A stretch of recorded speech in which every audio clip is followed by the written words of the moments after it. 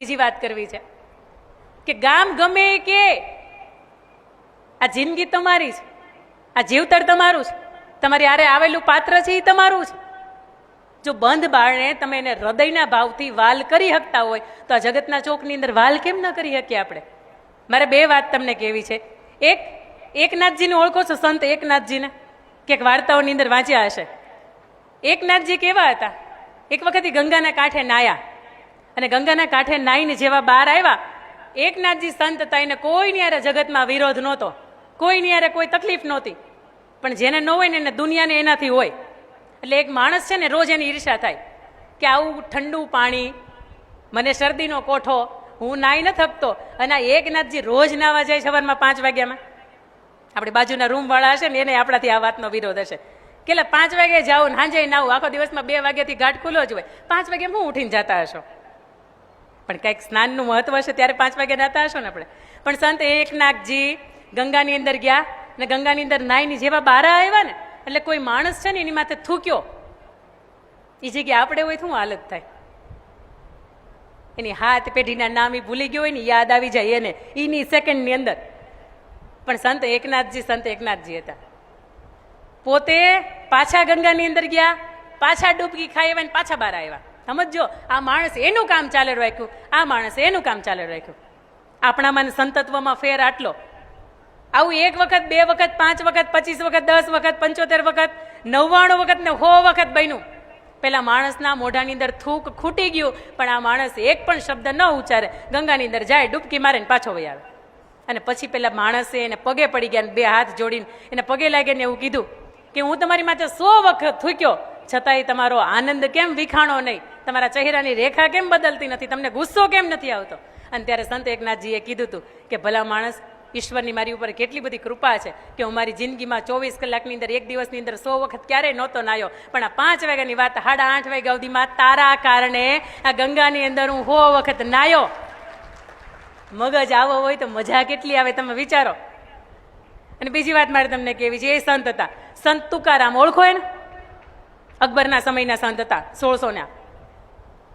તુકારામના સંત તો પછી થયા, પણ તુકારામને જો આપણે ઓળખતા હશો તો આપણે એ ઓળખતા હશો કે ઘરવાળી હતી ને બહુ માથા ભારે હતી. એટલે ભાઈ ઘરવાળી માથા ભારે હોય કોની નહીં? અહીંયા બેઠેલા ઘણા દાદા છે ને દાંત કાઢે છે એટલે સમજાય. તમે કયો નહીં તો સમજાય, ચોપડીમાં વાંચે તો સમજાય, પણ તમારી ખોપરીમાં સમજાય. એના પત્ની છે ને કેવા હતા? તુકારામ ભજનના, કીર્તનના, સત્સંગના મંડળીના કાર્યક્રમો કરે. એક વખત આખી રાત એક ગામની અંદર કાર્યક્રમ ચાલ્યો અને સવારમાં જ્યારે પાછા આવતા હતા ને ત્યારે ખેડૂતે ભજન મંડળીનું કીર્તન હતું અને ખેડૂતે એને 15 જેટલી શેરડીના સાંઠા આપ્યા અને માથે મૂકીને તુકારામ જતા હતા. ગામમાં સવાર થઈ ગઈ હતી, સવારની અંદર બાળકો રમતા હતા. બાળકોએ માગ્યા કે દાદા આ શેરડીના સાંઠા અમને આપો, અમારે ઘણા દિવસથી ખાવા છે. તુકારામે 15 સાંઠા હતા ને એમાંથી 14 સાંઠા બાળકોને વિતરણ કરી દીધા. એક વૈધો એક લઈને ઘરે આવ્યા એટલે એના પત્ની તરત આમ હાથ કરીને ઊભા હતા, પધારો, બપોર થયા. જેમ આપણે આ જવાબ ક્યાં હતા, આનો દુનિયામાં કોઈ જવાબ જ નથી, બોલો. અને આ જવાબ આપણને જ્યારે રાત્રે કોઈક, સવારે, સાંજે કોઈક પૂછવા વાળો હોય ને આના જવાબ ગણે દેવાતા નથી. તમે ઠેકાણે હોય ને તો જવાબ નથી દેવાતા. આપણા પાત્રની વચ્ચે એટલી તો સ્પેસ આપવી જોઈએ કે આપણું પાત્ર આપણી સામે સાચું બોલવા હાટુથી ખોટાનો સહારો ન લે. એને સાચું જ બોલવું જ, પણ તમારો સ્વભાવ એવો નથી કે જેને કારણે એ સાચું બોલી શકે.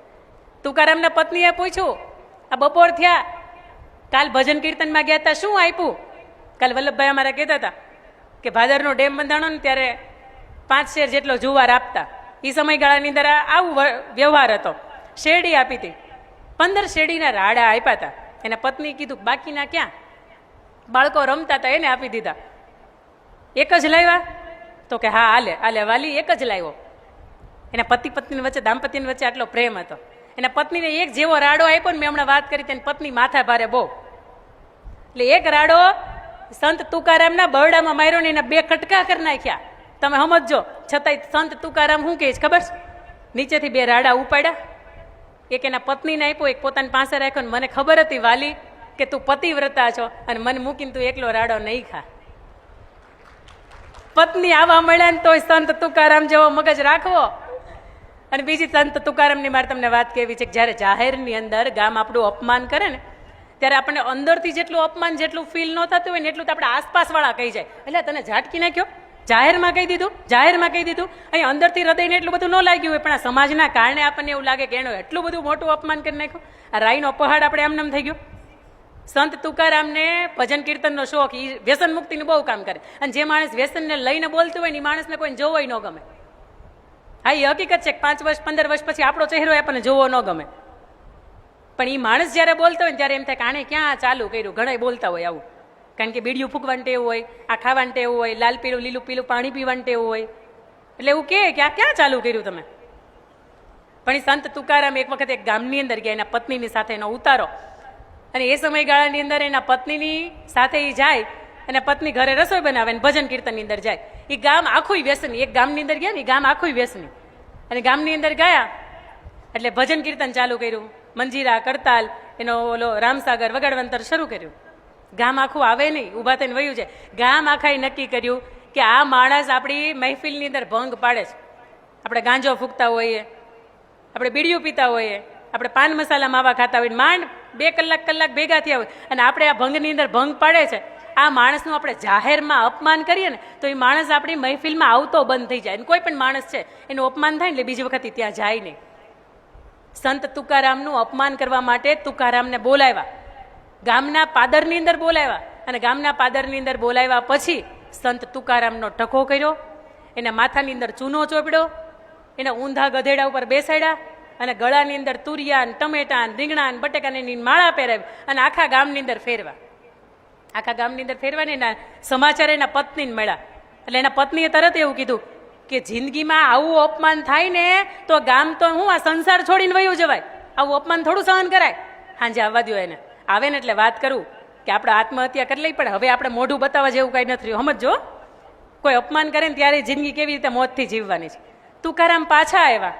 તુકારામને પૂછ્યું કે તમારું આવું અપમાન તમારથી સહન થયું? તો કે વાલી બેસ, શાંતિથી બેસ. બેસાડ્યા કે અપમાન જેવું તને ક્યાં લાગે છે? તો કે તમારા ટકો કરી નાખો ભર બજારની અંદર, તમને અપમાન જેવું ન લાગ્યું? તો કે વાલી સમજ, આપણી પાસે ક્યાં એટલા પૈસા છે, 6 મહિનાથી વાળ કપાવ્યા નહોતા અને 6 મહિના હવે વાળ કપાવશું નહીં, શાંતિ થઈ ગઈ, પણ ક્યાં અપમાન જેવું લાગ્યું? એના પત્નીએ કીધું તમને માથામાં ચૂનો ચોપડ્યો તોય તમને અપમાન જેવું ન લાગ્યું? માથામાં જૂ થઈ ગઈ હતી, નીકળતી નહોતી, કેટલાય શેમ્પુ વાપરીએ તોય નથી નીકળતી, એને જેમ ત્યારે નીકળતી નહોતી, તો ચૂનો ચોપડ્યો તો જૂ ગઈ, એમાં ક્યાં અપમાન જેવું લાગ્યું? એના પત્નીએ ત્રીજો સવાલ પૂછ્યો, તમને ઊંધા ગધેડા ઉપર બેહાડે ને આખા ગામમાં ફેરવા તોય તમને અપમાન જેવું ન લાગ્યું? આપણા લગ્ન થયા ને કે તે દિવસે વેત નહોતો, ફૂલેકો કાઢીએ, આખા ગામની અંદર એને ફૂલેકો કાઢ્યો, એમાં હું ફેર પડ્યો? અને પત્નીનો ચોથો સવાલ કે તમારા ગળાની અંદર આ રીંગણા ને બટેકા ને ટમેટાની બધાની માળા પહેરાવી તોય તમને અપમાન જેવું ન લાગ્યું? તુકારામે બહુ મજાની વાત કીધી કે વાલી આપણા ગામની અંદર આવ્યા ને, આપણે કીર્તનના માણસો છીએ અને ગામ સત્સંગનું વિરુદ્ધનું માણસ છે, આપણને કોઈ ઉધાર છાશે દેતું નહોતું, ઉધાર કોઈ દળી નહોતું દેતું, અને એણે આપણા 4-5 દિવસના શાકની વ્યવસ્થા કરી છે. આનાથી વિશેષ તમને જિંદગીમાં મળે હું? સ્વભાવ સાહેબ, જેથી આપણે અહો થઈ જાય, આ મોહથી મુક્ત થઈ જવાય ને જે દિવસે, તે દિવસે આ દુનિયાના કોઈ પણ શબ્દોની અસર ન થાય. પ્રમુખ સ્વામી મહારાજ બહુ સરસ મજાની વાત કહેતા કે આપણને કોઈ એમ કે હાલો ગધેડા જેવો છે, તેથી વિચારવાનું કેટલા બધા ધોળા છે, એક પૂંછડું લટકે છે, 2 લાંબા લાંબા કાન છે, 2 હાથ 2 પાછળ પગ છે. અરે કાંઈ નથી, એને બોલવાનું કામ છે, એ બોલશે. આપણે સ્વીકારી લઈએ છીએ ને એટલે તકલીફ થાય છે. એ ગધેડા જેવો કે, એ ઊંટ જેવો કે, એ હળાયા જેવો કે, એ ઢોર જેવો કે, એ ગમે ની જેવો કે, પણ આપણને ખબર છે આપણી કિંમત કેટલામાં છે. એમ સમજવાની વાત છે, સ્વીકારવાની વાત છે, અને હૃદયથી થોડાક મગજથી આ સુધરવાની વાત છે. અને એના પછીની મારે આપને વાત કેવી છે કે આખી જિંદગીની અંદર આપણે આપણા માટે જીવા હોય તો હાથ ઊંચો કરજો ને, પોતાના માટે તમે જીવા હોય ને તો હાથ ઊંચો કરજો. બહુ ઓછા હાથ અહીંયા ઊંચા થાય છે કાકા કે પોતાના માટે જીવા હોય, કારણ કે આખી જિંદગી ઘસાઈ ગઈ ને તો એ પરિવારને હાચવતા, છોકરાઓને મોટા કરતા કરતા, પત્નીના શોખ પૂરા કરતા કરતા, મા બાપના મેડિકલના બિલ ભરતા, બહેનોના મામેરા કરતા, પ્રસંગ ઉકેલતા આ ચહેરા ઉપર કરચલી ક્યારે વળી ગઈ, આ ચહેરા ઉપર ઝાંખપ ક્યારે થઈ ગઈ, માથાની અંદર ધોળા ક્યારે આવી ગયા, આંખોની અંદર મોતિયા ક્યારે આવી ગયા અને ગોઠણ ક્યારે રિપ્લેસમેન્ટ કરવા પડ્યા ની ખબર ન પડી, કારણ કે આખી જિંદગી આપણે પોતાનાઓની માટે જીવ્યા છીએ, પોતાના માટે જીવતા ભૂલી ગયા. અને અહીંયા તમે આવ્યા આ નરેશભાઈ જેવા નરેશભાઈને કેવડું મોટું કામની જવાબદારી, છતાંય જો એ માણસને તારીખ ને વાર ને તિથિ ને કાંઈ યાદ નથી રહેતું. નરેશભાઈ બરોબર છે ને, આ તારીખ આપણે ભૂલી જાય તો એનાથી વિશેષ તો આપણે કેટલું મૂકી શકીએ. આજ સુધી જો આપણે જીવા હોય ને તો આપણા પરિવાર માટે, પોતાના માટે, બાળકો માટે, સંતાનોને મોટા કરવા માટે, એના માટે જીવા.